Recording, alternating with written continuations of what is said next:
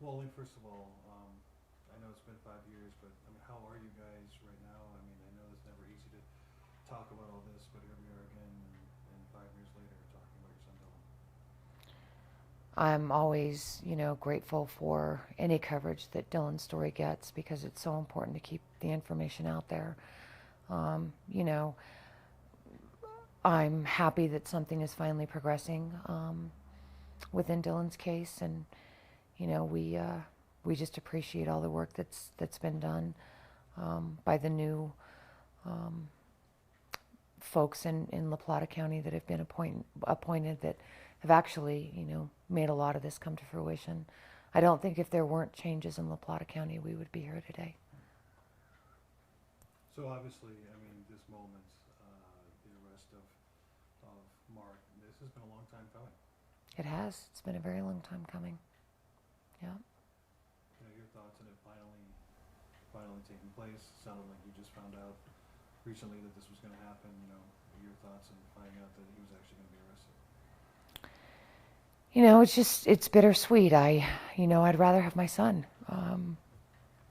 But I can't change that fact. And so we will do as we've done for the last 5 years, and that is, just keep pressing on and, just keep Dylan's story out there and make the murderer be held accountable for what he did to Dylan. What kind of feelings does this bring up for you today? Oh, just sadness. Just, how could you do this to him? It's very overwhelming. The whole process has been very overwhelming. But again, I can't change what happened. I can only, move forward and be Dylan's voice and continue to, to fight for justice for my sweet son. What do you do on a daily basis that helps you not feel so overwhelmed and sad? I find great strength and comfort in our family, in our, we've got 2 grandbabies, and just, we just, finding comfort in each other and all the friends that I've made through this, and, lifelong friends. You just got to keep moving. Dylan doesn't want us to quit living, and so we just live for him and, try to do things that he unfortunately didn't have the opportunity to do. How frustrating has this been, considering it sounds like they had a lot of evidence at the beginning of the investigation to make the arrest perhaps 5 years ago?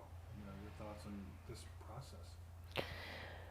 Anytime you have a murdered 13-year-old boy that is presumed to be murdered by his father, it's going to be a long, daunting task to prove, what happened.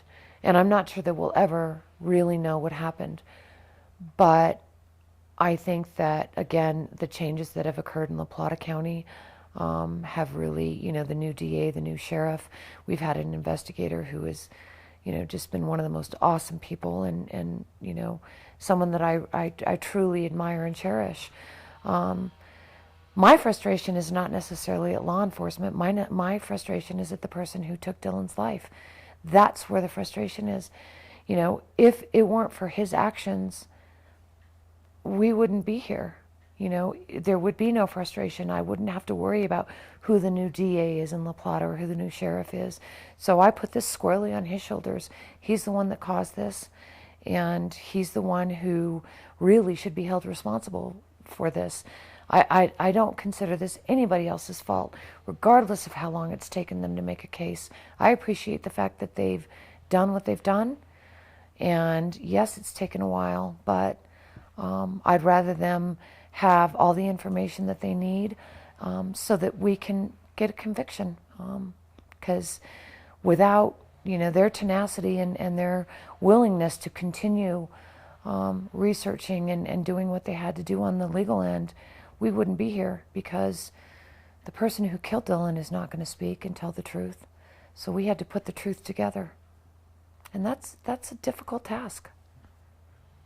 Talk a little bit about your husband now and how y'all's relationship has kind of helped you get through this. My husband is my rock. He's been, sleepless nights. I'm sleeping like a baby, and he's, up doing research and making phone calls. And there are times when I, didn't even want to get out of bed, and he's just been like, the most sane thing, him and our kids, the most sane part of all this. He keeps his head together. I don't know what I'd do without him.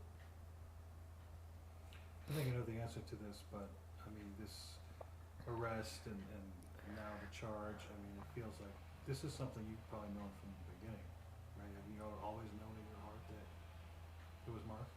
There was never any doubt in my mind ever from day one.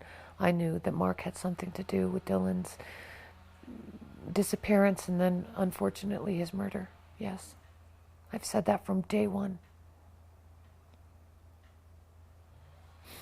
Talk about maybe the feeling of relief that you're feeling right now that he is being held accountable for his actions. It is relieving. I'm glad that he's actually, hopefully, going to be off the streets so he can't hurt me or our family. That has always been something in the back of my mind that I've worried about. When someone murders his 13-year-old kid, you never know what else he's capable of. And it's very alarming, and it's very disconcerting to know that he's just walking around free. Dylan never had that opportunity. And so it is satisfying knowing that, he's right now in a place where he can't hurt anyone, and hopefully, my hope is that he stays there until we get through the trial. In the indictment, there was some mention of some photographs that Mark was upset about, and there was some, that it might have been tied to that. Can you tell us anything about that? Dylan did find some pretty unsavory photos that his father had on a camera that Dylan saw. I really don't like to talk about that because I still want to protect my children. There's a Discovery web podcast that really sums it up better than I could. And the pictures are out on the internet, and they're on this web.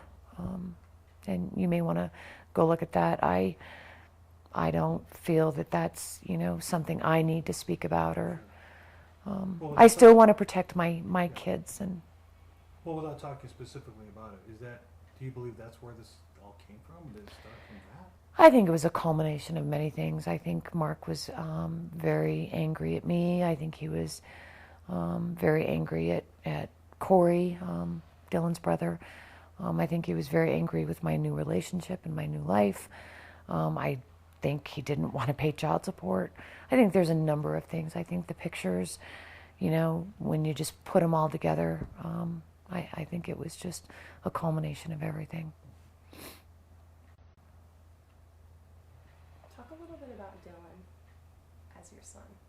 Oh, just sweet. Every time I talk about him, I just cry, but just sweet and funny, and I can still hear his laugh. Always concerned about other people's feelings. Never wanted to harm anybody or hurt anybody's feelings, which is why this is so ironic, because he truly cared about other people more so than himself. I know he would have done many great things in his life, and the world is a much better place.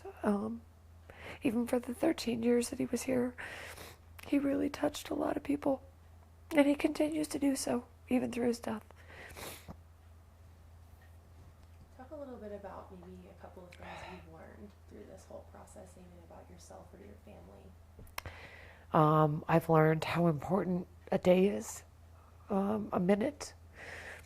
I've learned how important, those that are close to you, how important it is to tell them how important they are to you. I've learned patience. I've learned strength. I've learned anger, more so than I ever thought I had in me. I've learned hate. My mother never raised us with hate, and it was an emotion that I was somewhat naive to. And now I know it. I know what it feels like to hate. I've just truly learned to rely on people. I was always one of those people that, tried to do everything on my own, and I can't climb this mountain by myself. And I've truly learned, humility, and what's important, among many other things. But Well, I don't have any questions. Any other questions? Thank you again. sure, thank you Anything guys else for you wanted coming. to add? Just thanks to all our friends and family for hanging in there with us. I know it's been tough for you guys too. It's been really hard for all of us, but I appreciate you hanging in there with us and all Dylan's warriors and, law enforcement and everybody who's just, efforts made just so many changes and, just worked effortlessly on trying to get justice for Dill. I can never say thanks enough. Now, what is that? Can you tell us what that is around your neck there? This is it's a bottle cap. When Dylan first went missing, there were warriors who made these and were selling them to try and get money for the reward and things like that, and for all the other expenses that we had, crushing the lake open and hiring people that you never want to have to hire. And this was one that was sent to me, and it's a picture of Dylan on an airplane when we went to North Carolina. This was his first plane ride. So it's very special, near and dear. Thank you. It is.